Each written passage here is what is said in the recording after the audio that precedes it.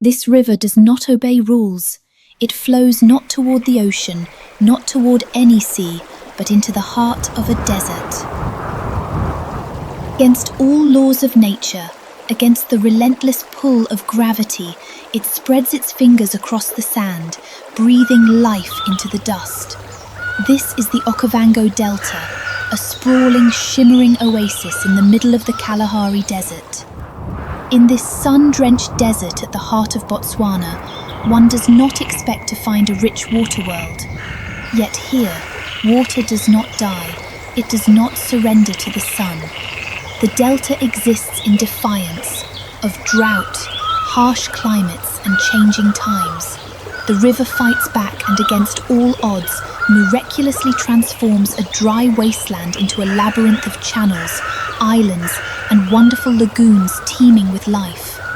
The Okavango is a place where giant elephants wade through lily-choked waters, where fierce lions and cunning wild dogs hunt from strategic islands. It is a place where heavy hippos and long crocodiles lurk beneath innocent-looking floating forests of papyrus. Always watching, always dangerous.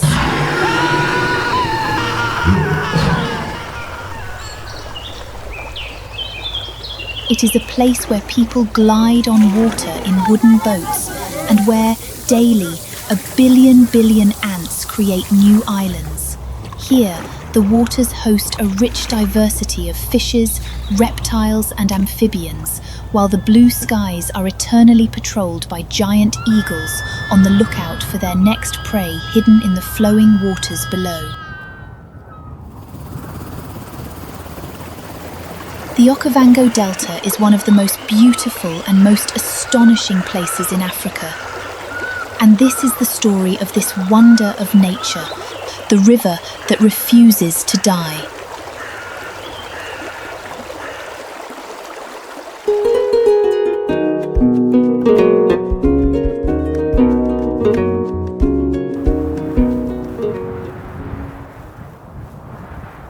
Botswana, June 2025. Dawn breaks over the Okavango Delta. The dry season has just begun. The Kalahari Desert bakes under an unrelenting sun, its red sands stretching endlessly toward the horizon. Rivers here should vanish, swallowed whole by the thirst of the desert. But the Okavango doesn't vanish. Instead, it arrives. Like a slow, deliberate exhale, the floodwaters from Angola's highlands creep into Botswana, spreading across the delta at a glacial pace. By the time they reach the heart of the Kalahari, the land is gasping for relief, and the Okavango delivers. Where there was dust, there is now water. More and more water pours into the hot desert soils. The earth drinks up to its fill. Islands emerge like scattered emeralds, ringed by channels so clear they mirror the sky. Papyrus reeds sway in the breeze, their roots anchoring floating gardens. This is no ordinary wetland. The Okavango Delta is the largest inland delta on Earth, a 15,000 square kilometer maze of life in a place where life should not exist. Yet, it thrives. As the sun climbs higher, the delta reveals its contradictions. A herd of lechwe antelope bounds through the shallows, their hooves kicking up sprays of water. Nearby, a lioness watches from the reeds, her amber eyes unblinking. Fish dart through submerged grass, pursued by herons with dagger-sharp beaks. Somewhere in the distance, a hippo's deep grumble echoes across the lagoons. A fish eagle's cry pierces the stillness, sharp and haunting, as the first rays of light ignite the surface of 1,000 channels. The air smells of wet earth and wild sage, and the ground vibrates faintly with the movement of unseen herds. To stand here is to feel the heartbeat of the delta, a rhythmic pulse of water and life that seems eternal. A Mokoro, a traditional dugout canoe, glides silently, poled by a guide who knows every twist of the channels. Yet, even he cannot predict when the water will rise, when a hidden sandbar will shift, or when a submerged log will turn out to be something far more dangerous. Nile crocodiles, as long as 6 meters, prowl these waters, always on the hunt. The delta is alive, but it is not tame. The sky burns orange and gold, casting long shadows across the waterlogged plains. And as the morning unfolds, the first signs of its restless nature emerge. A sudden ripple in a lagoon, too large for a fish. The air grows heavy, as if the delta itself is holding its breath. Something is coming. Something is always shifting. The sands are always shifting to give way to water. Channels carve new paths through the sand. Islands rise and vanish, and lagoons bloom where dust once reigned. This is no accident of nature, but a delicate dance of geology, water, and time. The delta is not static. It breathes, it changes, it remakes itself with every flood. But how? The answer lies in a journey that begins 1,000 miles away in the highlands of Angola. Angola, January 2025. The sun is setting over the B Plateau. The highland rises to an altitude of more than 1,500 meters, casting a massive shadow over the landscape. Some sides of the highlands are scattered with forests filled with a rich diversity of animals. Other sections are filled with maize, coffee, peanut, sugarcane, and other plantations that support the livelihoods of the people that live under the massive shadow of the B Plateau. Crickets are sounding. The birds are flying home. Animals of different shapes and sizes are splattering home to find shelter from what's about to come. Far away, in human settlements, the cows have smelt the unmistakable scent of the first drops of rain on the ground. The cows run around with their tails raised and in great joy, as do children. The rainy season has just started. Just above the mountain peaks, massive rain clouds are gathering. Thunderclaps sound as lightning flashes light up the darkening sky. Then, one drop at a time, the rain starts to pound the ground. Then, more drops follow, then some more. Within a few minutes, the once quiet night sky is drowned by thunderstorms and the plateau is fully drenched in water. These waters are the origin of the Okavango River, a river that defies most rules. The river begins its journey like any other, rushing over rocks, carving through valleys, gathering strength as it descends. By the time it is at the base of the plateau, what started as small streams is a giant body of water that drowns everything along its path. It then travels more than 1,200 kilometers to reach the Kalahari Desert. But when it reaches these flat plains of northern Botswana, something strange happens. The Okavango River stops. But this stoppage is not death, it is transformation. This stopping is a refusal to obey a simple rule that most rivers follow. All rivers end up in a lake or an ocean. But the Okavango does not end up in a larger body of water. It is a river with no end. Unlike coastal deltas that empty into seas, the Okavango has no coastal outlet. Instead, the waters sink into the earth of the Kalahari Desert and split into thousands of waterways across a flat pan, leaving behind a fleeting, ever-shifting paradise. When the flood peaks, the delta swells, drawing animals from hundreds of miles away. Elephants wade through chest-deep water, their trunks plucking reeds like oversized straws. Buffalo herds churn the shallows, their hooves stirring up clouds of mud. Fish eagles scream from the treetops, their cries piercing the humid air. The once arid environment now teems with life in a cycle that provides one of the most beautiful places in Africa. That is what is called the Okavango Delta. The Okavango Delta is a geological marvel, a child of fire and fracture. Millions of years ago, the Earth's crust buckled here, forming the Okavango Rift Zone, a sunken basin in the Kalahari. Tectonic forces cracked the land like a shattered mirror, creating a low-lying trap for water in an otherwise arid region. Over time, the Okavango River found this basin, spilling its waters across the sands and giving birth to the delta. Each year, 11 cubic kilometers of water flood the basin, carried from Angola's rains between January and March. That's enough water to fill 4.4 million Olympic-sized swimming pools. That's enough water to fill Lake Tana, Ethiopia's largest lake, twice over, a liquid torrent surging from Angola's highlands like a seasonal inheritance.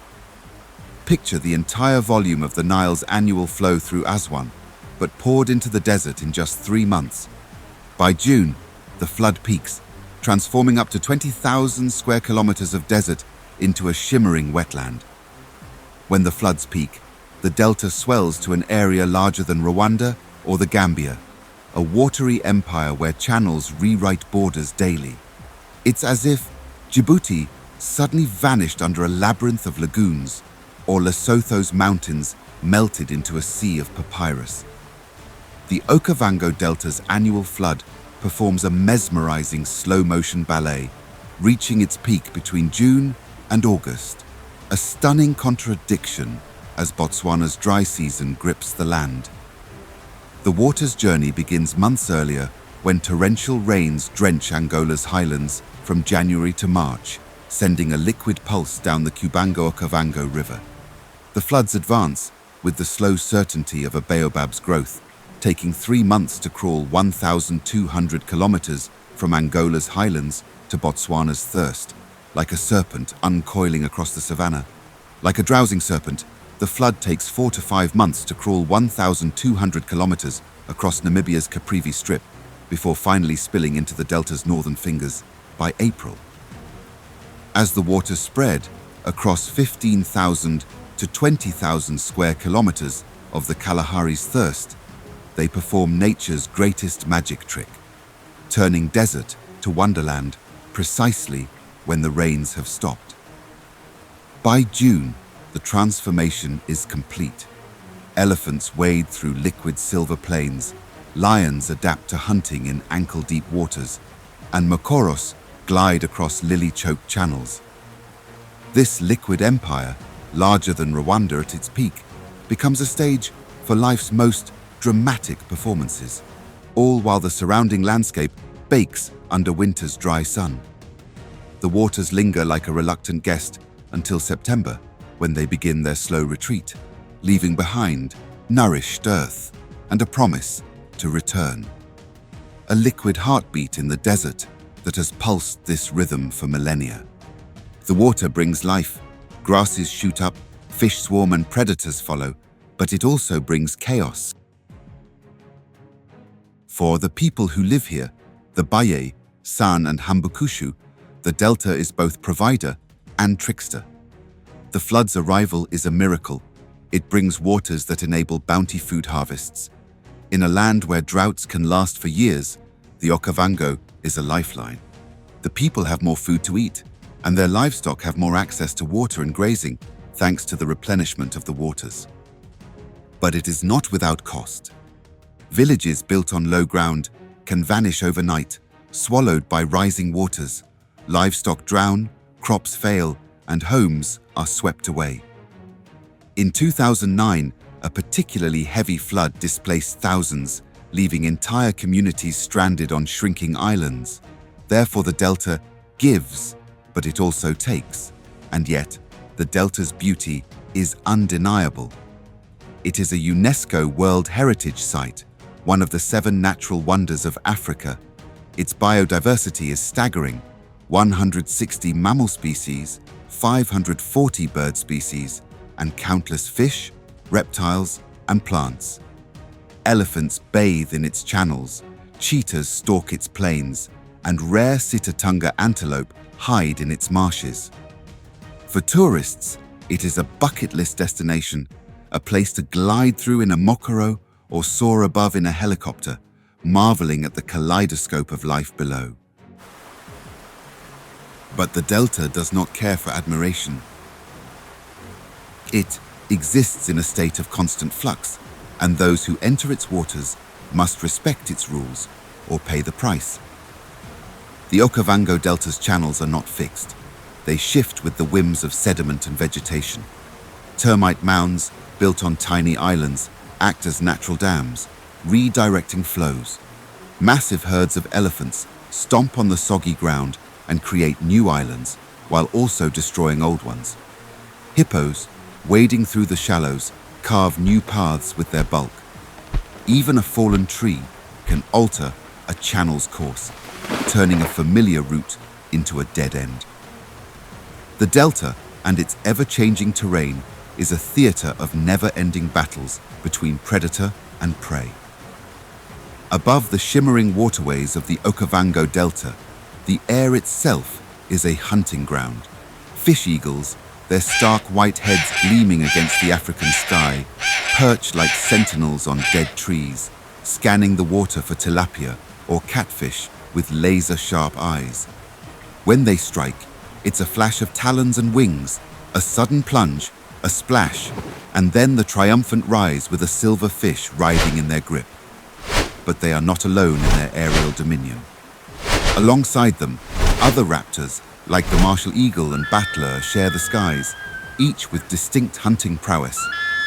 Martial eagles, Africa's largest raptors, patrol the skies and plummet to seize small antelopes or birds in a burst of raw power, while battlers glide low, snatching snakes and frogs and rodents with agile twists.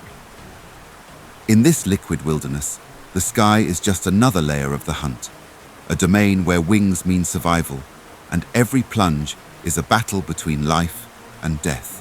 On the ground, the battle is even tougher. Lions here have learned to hunt in ways seen nowhere else on Earth. In the dry season, they stalk the open plains, chasing down antelope under the scorching sun. But when the waters rise, their tactics change. Some prides become swimmers. They wade through chest-deep channels, their powerful limbs pushing against the current. Prey that once outran them on land now flounders in the water. And then there are the leopards. Unlike their lion cousins, leopards hate water. But in the delta, they have no choice. To survive, they become airborne assassins, dragging kills into the trees to keep them safe from crocodiles and hyenas. But the most skilled hunters of all are the wild dogs. Working in packs, they drive their prey into the water, where panic makes escape impossible. The delta does not just feed them, it becomes their weapon. But beneath the surface, hidden under the glassy waters, an invisible war rages. The Okavango Delta's magic is not just in its water, but in what the water hides. Beneath the lily pads and floating reeds, the delta is a battlefield. Tiny fish dart between the roots, hunted by tigerfish, silver predators with teeth like needles. Nile crocodiles, growing up to 6 meters long, lie in wait, their eyes barely breaking the surface. Hippos, responsible for more human deaths in Africa than any other large animal, guard their territories with ferocious charges. Night falls over the Okavango, and the delta transforms. The air grows thick with the croaks of frogs and the hum of insects. Stars reflect in the still lagoons, broken only by the splash of a fish or the eerie grunt of a hippo. In the darkness, the delta's dangers become harder to see, but no less real. Yet, one might ask, how has the Okavango Delta survived for so long within Kalahari, a desert with extremely high temperatures? Perhaps the answer to how the Okavango Delta has survived for centuries in a harsh environment lies in looking at the nature of one of its most interesting residents, the African lungfish. In the Okavango Delta's shifting waters, the African lungfish thrives as a relic of ancient survival. This creature, that looks like an eel, has a mottled brown body and thread-like fins, but also contains a primitive lung through which it breathes air. The lungfish is a master survivor throughout the flooding and drying cycles of the Okavango Delta. In the wet season, it glides through the delta's channels, hunting small fish and invertebrates with a snapping bite. When the dry season comes and the waters shrink, this ancient creature does something unimaginable. It digs. It burrows deep into the muddy sediments of drying lagoons while secreting a mucus cocoon around its body, sealing itself in a self-made tomb. The mucus maintains moisture around the body of the fish, And for months, sometimes even years, it waits, suspended between life and death, until the life-giving waters return. And when the floods return, it wakes. When the first floods finally seep into its buried chamber, the lungfish stirs, wriggling free from its hardened shell to reclaim its place in the delta's labyrinth of channels. Its resilience is legendary. Locals tell of lungfish emerging from cracked, sun-baked earth, revived by the first touch of water. A master of endurance, it is the Okavango's ultimate survivor, embodying the delta's relentless cycle of drought and rebirth. The lungfish is not the only survivor. The delta itself is a master of resurrection. When the water comes, seeds buried in the sand explode into life. Grasses shoot up overnight. Frogs emerge from hardened mud, their songs filling the air. The Okavango does not die, it sleeps. And when it wakes, the desert becomes a Garden of Eden. The Okavango Delta should not exist. By all laws of nature, it should have dried up centuries ago, swallowed by the desert, forgotten by time. And yet, it remains. A river that refuses to die. A wetland that defies the sand. A paradise built on defiance. It has survived droughts that lasted decades. It has survived the rise and fall of empires. It has survived the Kalahari itself. For as long as the waters of the Okavango River flow down from the Angolan highlands to the flatlands of the Kalahari Desert, the Okavango Delta will live on. The next time you see a map of Africa, look closely. Find that blue smudge in the middle of the Kalahari. Remember, that is not just water. That is a miracle.